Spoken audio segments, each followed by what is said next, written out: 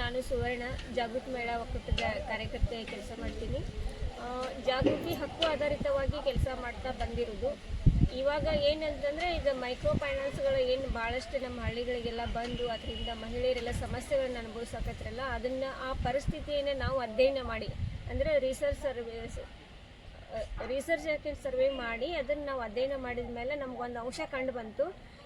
ತಮ್ಮದೇ ಆದಂಥ ಉಳಿತಾಯ ಇಲ್ಲದಕ್ಕಾಗಿ ಅವರು ಮೈಕ್ರೋ ಫೈನಾನ್ಸ್ದ ಮೊರೆ ಹೋಗ್ತಾ ಇದ್ದಾರೆ ಅನ್ನೋದನ್ನು ಗಮನಿಸಿದ ಮೇಲೆ ಅದಕ್ಕೆ ನಾವೊಂದು ದಾರಿಯನ್ನು ಕಂಡುಕೊಂಡಿವಿ. ನಮ್ಮದೇ ಆದಂಥ ಮಹಿಳೆಯರದೇ ಆದಂಥ ಸ್ವಸಹಾಯ ಸಂಘಗಳ ಗುಂಪುಗಳನ್ನು ಮಾಡಿದರೆ ಅವರು ಉಳಿತಾಯ ಮಾಡ್ತಾರೆ, ಜೊತೆಗೆ ಆಮೇಲೆ ತಮಗೆ ಯಾವಾಗ ಅದರ ಅವಶ್ಯಕತೆ ಹಣದ ಅವಶ್ಯಕತೆ ಬರ್ತದೆ ಆವಾಗ ಅದರಲ್ಲಿ ಲೋನ್ ಆಗಿ ತೊಗೊಂಡು ತಮ್ಮ ಅವಶ್ಯಕತೆಗಳನ್ನು ಪೂರೈಸ್ಕೊಳ್ತಾರೆ ಅನ್ನುವಂಥದ್ದು ಒಂದು ಉದ್ದೇಶ ಇಟ್ಕೊಂಡು, ಅಂದರೆ ಹಣದ ಅವಶ್ಯಕತೆ ಬಂದಾಗ ಇನ್ನೊಂದು ಕಡೆ ಹೋಗೋದು ಬೇಡ, ತಮ್ಮಲ್ಲೇ ಸ್ವಸಹಾಯ ಸಂಘದ ಹಣವನ್ನು ಅವ್ರು ಬಳಕೆ ಮಾಡ್ಕೋಬೇಕು ಅನ್ನೋ ಒಂದು ನಿಟ್ಟಿನಲ್ಲಿ ನಾವು ಸ್ವಸಹಾಯ ಸಂಘಗಳನ್ನ ರಚನೆ ಮಾಡಿದ್ದೀವಿ.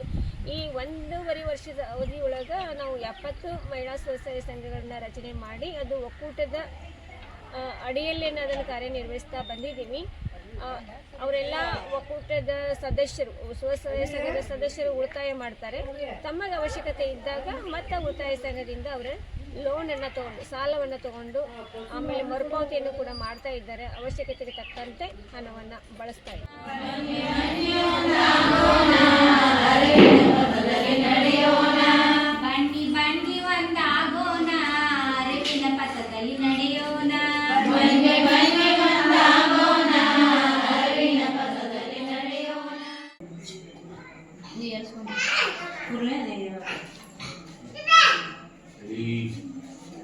ಸರ್, ಅದು ನಮ್ಮ ಇದು ಅನ್ನಪೂರ್ಣೇಶ್ವರಿ ಸಂಘ ರೀ. ನಮಗೆ ಗೊತ್ತಿರಕಿಲ್ರಿ, ಈ ಸಂಘ ಮಾಡಿರ್ಕಿಲ್ರಿ. ನಾವು ಒಟ್ಟು ಕೆಲ್ಸಕ್ಕೆ ಹೋಗೋದು ಒಟ್ಟು ಅದು ಇದನ್ನು ಮಾಡ್ಕೊತಿದ್ವಿ ರೀ. ನಮ್ಮ ಆನಂದ ಮೇಡಮ್ ಅವ್ರು ಬಂದು ನಮ್ಗೆ ಸಂಘ ಮಾಡಿರಿ, ನೀವು ಅಲ್ಲೇ ಬೇರೆ ಕಡೆ ಸಾಲ ತೊಗೋತೀರಿ, ನಮಗೆಲ್ಲ ಅನುಕೂಲ ಐತಿ, ಒಂದು 100 ರೂಪಾಯಿ ಉಳಿತಾಯ ತುಂಬ್ರಿ ಅಂತ ಹೇಳಿ ಹೋದ್ರಿ. ಆಮೇಲೆ 1 ವರ್ಷ ಆದ್ರೆ ನಾವು ತುಂಬಾಕತ್ರಿ. ಆಮೇಲೆ ಅನುಕೂಲ ಆಗತ್ತಿ, ಚಲೋ ನಡೆಯೋದು. ತಿಂಗಳ ಎಲ್ಲರೂ ಶೇರ್ ಮೀಟಿಂಗ್ ಚರ್ಚೆ ಮಾಡ್ತೇವಲ್ರಿ. ಅದಕ್ಕೆ ಸಾಲ ತಗೋರಿ, ನೀವು ನಿಮಗೆ ಅನುಕೂಲ ಐತಿ ತುಂಬ್ತೀರ ಅನ್ನಕತ್ತಾರ್ರಿ.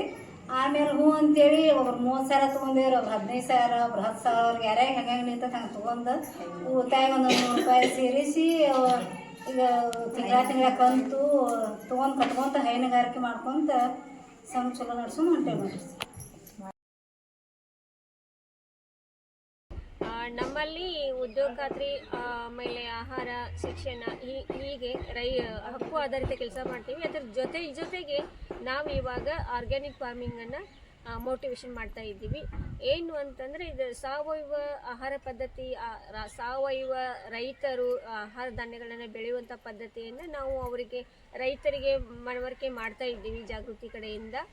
ಆಮೇಲೆ ಅವರಿಗೆ ಮಾಡಬೇಕಾದ್ರೆ ಸ್ವಲ್ಪ ಅಂದರೆ ಈಗಿರುವಂಥ ಕೆಮಿಕಲ್ ಮಿಶ್ರಿತ ರೈತ ಮಾಡುವಂಥ ಬೆಳೆ ಪದ್ಧತಿ, ನಾವು ಸಾವಯವದಲ್ಲಿ ಬೆಳೆಯುವಂಥ ಪದ್ಧತಿಯನ್ನು ಅವರಿಗೆ ನಾವು ಮನದಟ್ಟು ಮಾಡಿ ರೈತರು ಸಾವಯವ ಕಡೆ ಒಲವು ತೋರಿಸೋ ಹಾಗೆ, ಆಮೇಲೆ ಅವರು ಬೆಳೆಯೋ ನಿಟ್ಟಿನೊಳಗೆ ಅವರಿಗೆ ಮಾಹಿತಿಯನ್ನು ಹೇಳಿ ಅವರಿಗೆ ಎಲ್ಲಿ ಅವಶ್ಯಕತೆ ಬೀಳ್ತದೆ ಅಲ್ಲಿ ಅವರಿಗೆ ಎಲ್ಲ ರೀತಿಯಿಂದ ಹಣಕಾಸಿನ ಸಹಾಯ ಆಗಿರ್ಬೋದು, ಅವರಿಗೆ ವಿಷಯ ಹಂಚಿಕೊಳ್ಳೋದಾಗಿರ್ಬೋದು, ಮಾಹಿತಿಯನ್ನು ಒದಗಿಸುವಂಥ ಕೆಲಸವನ್ನು ನಾವು ಜಾಗೃತಿ ಕಡೆಯಿಂದ ಮಾಡ್ತಾ ಇದ್ದೀವಿ.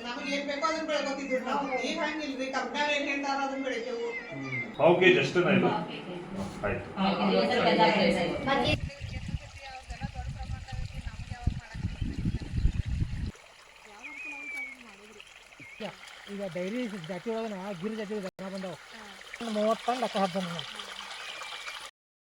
ನಮಸ್ಕಾರ, ನನ್ನ ಹೆಸರು ರವೀಂದ್ರ ಬಿಷ್ಟಪ್ಪ ಗುಗೆ, ಊರು ಸುರಾಪುರ, ತಾಲೂಕು ಖಾನಾಪುರ, ಜಿಲ್ಲಾ ಬೆಳಗಾವಿ. ನಾನು ಆರ್ಗ್ಯಾನಿಕ್ ಫಾರ್ಮಿಂಗ್ ರೈತಿಗೆ ಮಾಡಬೇಕಂತ ಈಗ ಸುಮಾರು 4 ವರ್ಷದಿಂದ ಪ್ರಯತ್ನ ಮಾಡ್ತಾಯಿದ್ದೀನಿ. ಇದರೊಳಗೆ ಹೆಚ್ಚಾಗಿ ಸಕ್ಸಸ್ಸನ್ನು ಕಂಡು ಬಂದೈತಿ.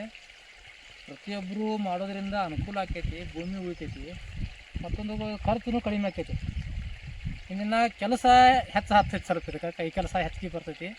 ಅದನ್ನು ಮಾಡೋದ್ರಿಂದ ಅನುಕೂಲ ಆಕೈತಿ. ಮತ್ತೊಂದು ಈಗ ಹೋದ ವರ್ಷದಿಂದ ನಮ್ಮ ಮಹಿಳಾ ಒಕ್ಕೂಟ, ಜಾಗೃತಿ ಮಹಿಳಾ ಒಕ್ಕೂಟ ಇದನ್ನಲ್ರಿ, ಅವರು 1-2 ವರ್ಷದಿಂದ ನಮಗೆ ಸತತ ನಮ್ಮ ಸಂಪರ್ಕದೊಳಗಿದ್ದಕ್ಕೆ ಸಾಕಷ್ಟು ಕಾರ್ಯಕ್ರಮಗಳನ್ನು ಮಾಡಿ ಮಾಹಿತಿ ಕೊಟ್ಟಿದ್ದಾರೆ. ಆ ಮಾಹಿತಿಯಿಂದನೂ ನಮಗೆ ಸಾಕಷ್ಟು ಅನುಕೂಲ ಆಗೈತಿ.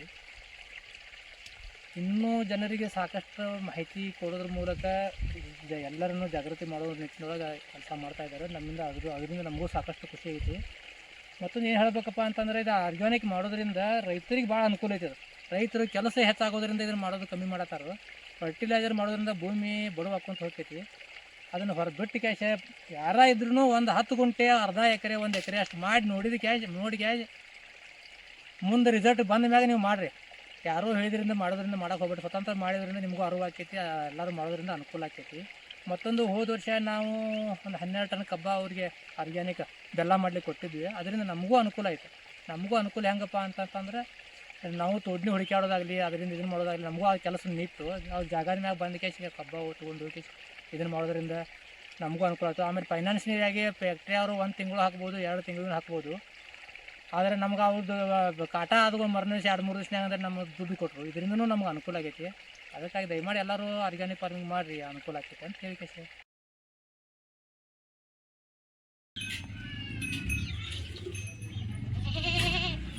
ಎರಡು ಕುಡಿತಾವ್ರಿ ಇನ್ನ ಗಬ್ಬು ಹೋಗಿಲ್ರಿ. ನೀವು ಎರಡು ಕುಡಿತಾವ್ರಿ? ಇದು ಮರಿ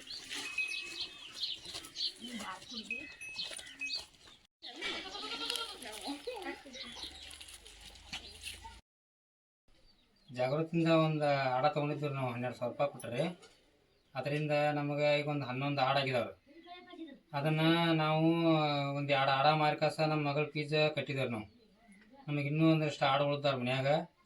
ಅದೆಲ್ಲ ನಮಗೆ ಹೆಲ್ಪ್ ಆಗೈತ್ರಿ ಅದರಿಂದ. ಧನ್ಯವಾದಗಳು. ಆಡ ಮರಿ ರೊಕ್ಕ್ರಿ ಹುಡುಗಿ ಫೀಸ್ ತುಂಬಾಕ್, ಮಗಳದ ಫೀಸ್ ತುಂಬಾಕ್ ಹೊಂಟೇವಿ.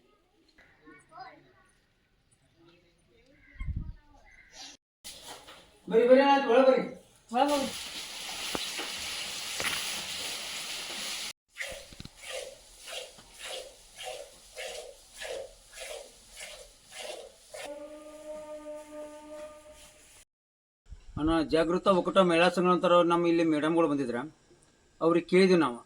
ಮತ್ತು ಆಕಳಿಗೆ ಲೋನ್ ಕೊಡ್ತೇವೆ ಅಂತ ಅಂತ್ರಿ, ಕೊಡ್ರಿ ನಾವು ಆಕಳದ ಹಿಂಗೆ ಹೈನುಗಾರಿಕೆ ಮಾಡಬೇಕಂತ ಅಂದೀವಿ.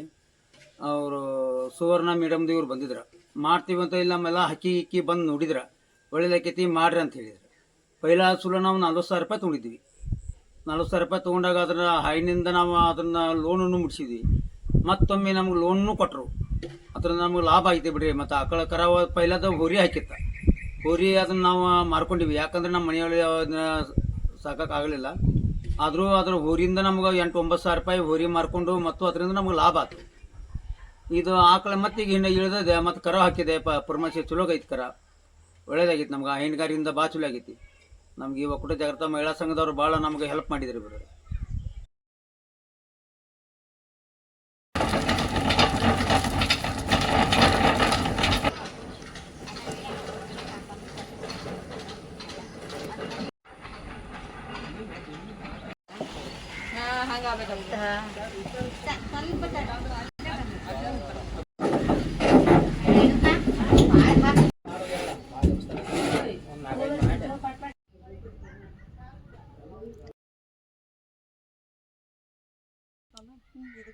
ಮಜ್ಜಿಗೆ ಹೊಡಿಬೇಕು.